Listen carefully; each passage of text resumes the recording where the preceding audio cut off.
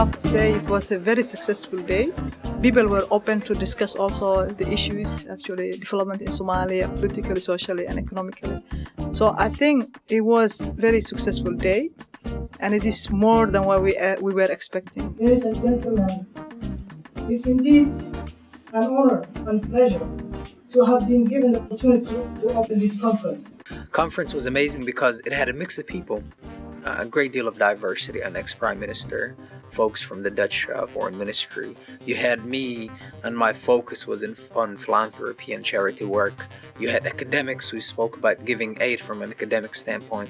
You had a very lively discussion at the end, which I thought was very, very healthy. How can a civil society or NGO like HIRDA can contribute to that fight? In my opinion, it has been a very interesting day. The communication between some of the presenters and the audience was excellent. And for example, what has been said by the representative of the IOM, International Organization for Migration, and the possibilities they can offer to people here coming from Somalia originally to go back and to facilitate such a process is in my opinion very attractive. Actually, in the last 3 years, we have been implementing 5 programs and projects in the area of migration and development and engaging diaspora. Somalia has been suffering for the last 40-something years. So we need a massive infusion of both financial capital and human capital. Okay? And the diaspora has both. They have the money, and they have the know-how, and they have the skills, and they have the human capital. So put together all these resources, and you can move mountains. As the established big organizations. Can you define diaspora? Actually, my thinking was the opposite of that. To teach them how to do first aid. We are not looking to help the poor as the entrepreneur. Because you can't violate laying children. That's why he has to. We are not talking about the Netherlands. We are talking about the general sense. Well, HIRDA is doing great works as it is right now. Number one advice would be keep on. They say that I'm coming from a faith-based background. We say that it's not always asking God for more, it's sometimes asking God to bless what you already have. HIRDA is doing an amazing job, so may its work be blessed as it is. So just be consistent in what you're doing right now. Try to expand, perhaps into other parts of Somalia. I see the network that HIRDA has with the youth, especially looking at the number of young people that came to today's conference. Very impressive.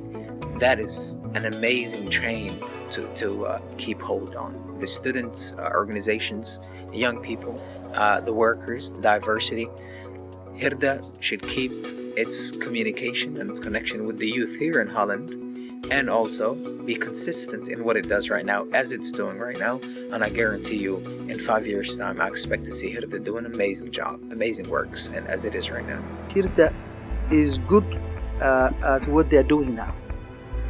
Education, health, hopefully water and sanitation, social issues that they have been working, FGM,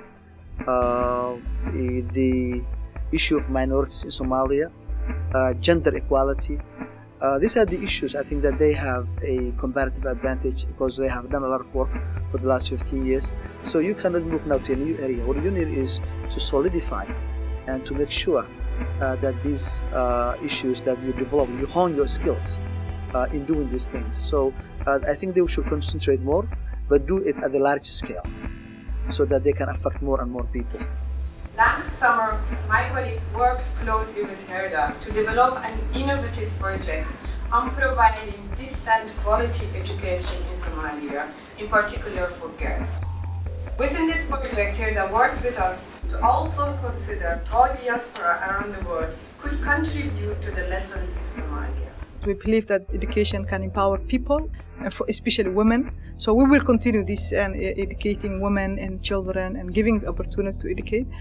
We are also going to add our project to higher education, and that's what also Mohammed Dini recommended. I am so happy that there is funding for primary and secondary education. But I wish that there was some funding for higher education as well. At this time, there's none. I wish there was 5%, 10% higher education. The people are trying to do their best. There is a world above, beyond, and outside of high school, and we should give them the access to make something on themselves. In the future, I hope that HIRDA will get sustainable ways to continue the projects, to engage more the diaspora, and to be independent with the aid. Actually, that's one of the things that we are willing and hoping in the future.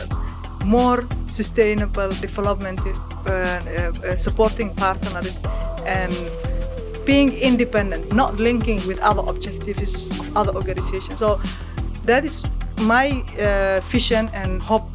So we have to get some alternative funding to make our project sustainable, and the diaspora be taken as a serious partner in the UN, in the NGOs, in the government, in the locals.